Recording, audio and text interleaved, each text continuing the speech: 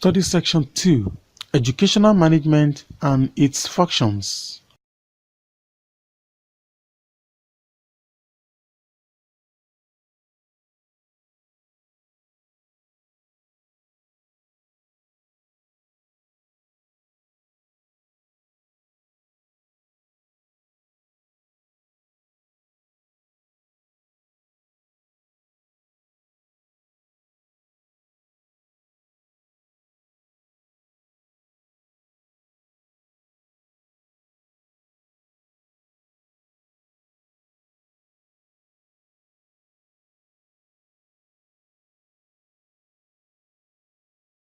Introduction.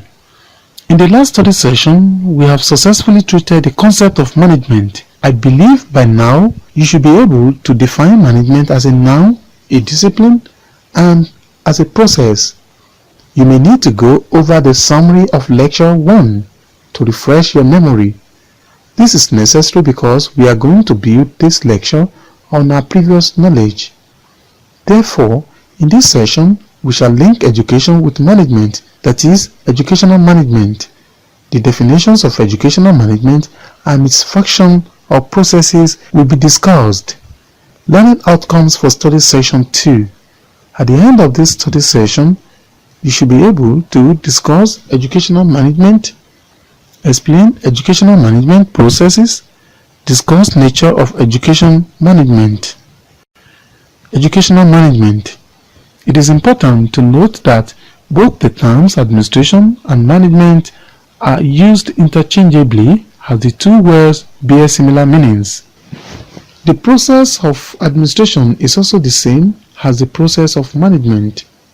Education is concerned with the transmission of skills, knowledge, vocation, and culture, and this is usually done through teaching, learning, research, and dissemination of the findings for ultimate utilization.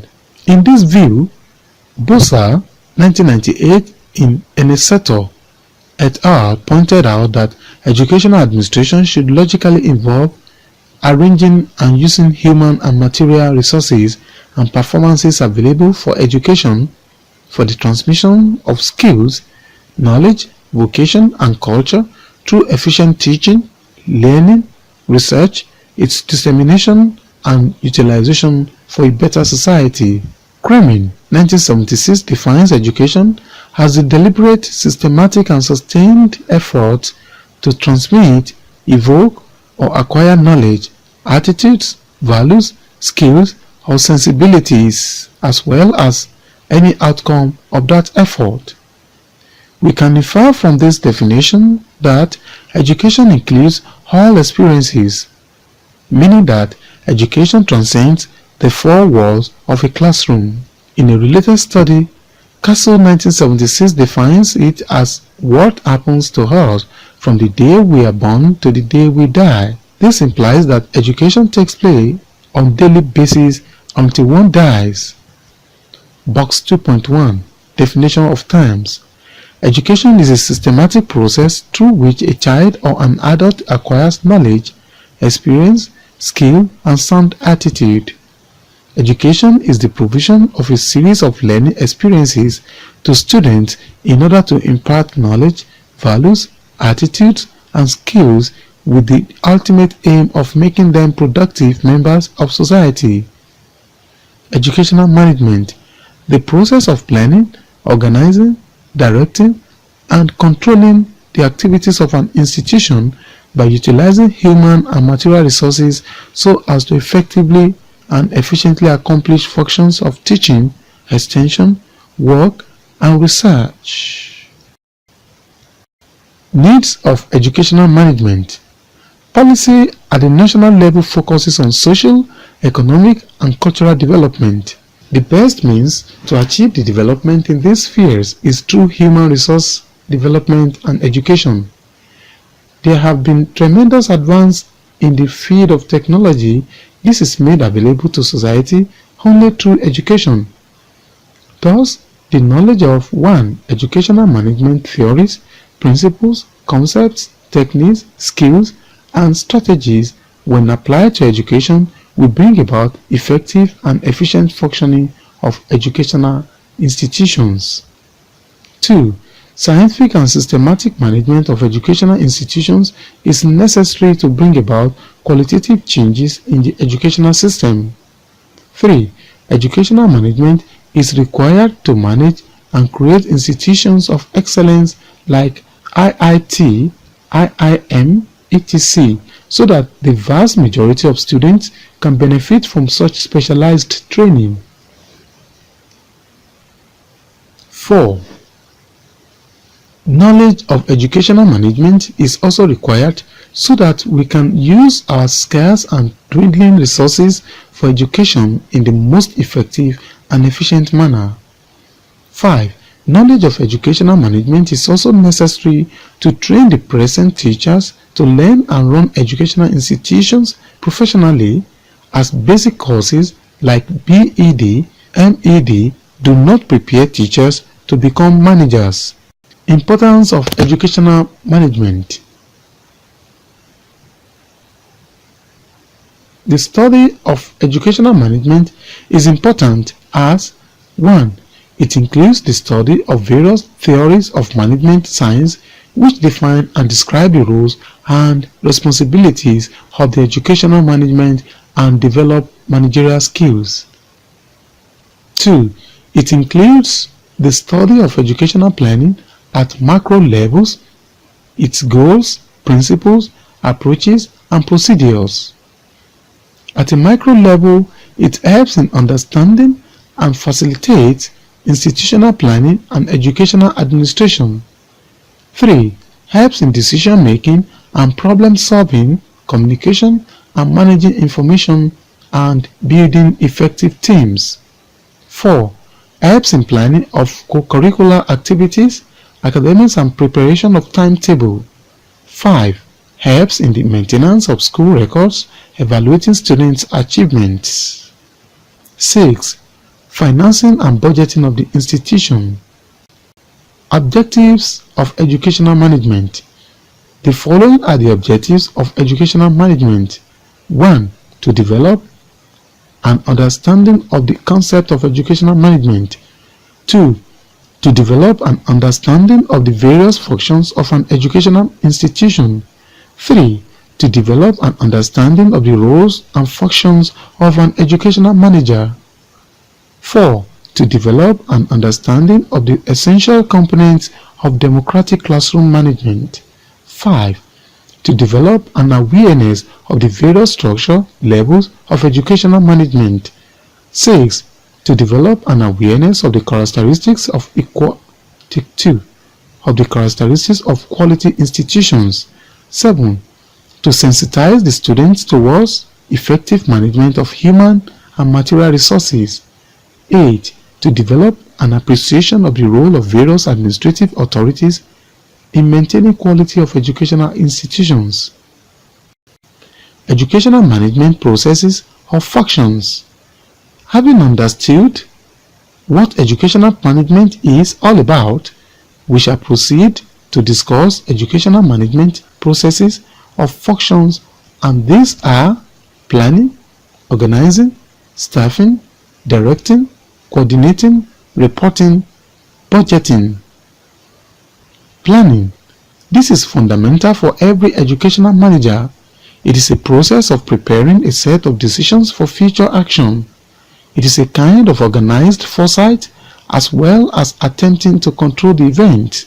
In educational institution, it involves deciding what the educational objectives should be and what its members should do to attain them. Thus, through planning, educational manager seeks to establish guidelines for channeling effort and decision making that will create unity of purpose within the organization's membership. Flexibility has to be built into planning because the future is uncertain. Hence, plans must be revised to make them consistent with reality.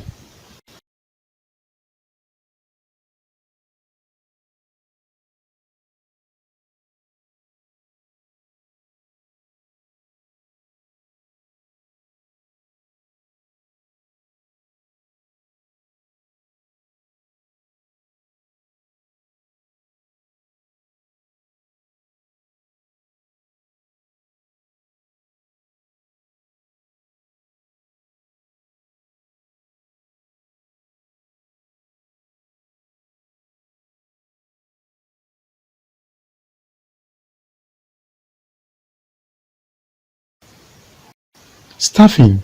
This refers to personnel function in management.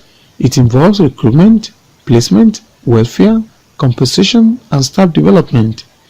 In education, already designed jobs under organizing have to be entrusted to some people, both teaching and non-teaching staff. This calls for recruitment of qualified staff. It does not stop at recruitment. What transpires after, such as compensation, development, promotion, discipline, retirement, and so on, are concerns to the educational manager. Directing. This is concerned with leadership, communication, motivation, and supervision so that the staffs perform their assigned tasks in the most efficient manner so as to achieve the desired goals. Educational administrators must be conversant with different leadership styles as well as understanding their application as situations demand. Communication is referred to as the connecting fluid in every organization. Coordinating. This involves the ability and capability of educational administrators to put the human and material resources together in the best way and proportion to achieve the organizational objectives. This is the wire that binds all members in the organization. Coordination calls for the need to put every section and individual into consideration. It prevents confusion and delay. Reporting. Educational manager is expected to be knowledgeable of all work in his organization through supervision and observation. He or she should disseminate information about the progress or problem of his organization to members of the organization and other stakeholders. Budgeting. Educational managers should have adequate knowledge on fiscal management. For example, financial planning, accounting and controls are his or her responsibilities as an accounting officer. He or she should be able to carve out the yearly budget on repairs of school materials, facilities, finance, and equipment.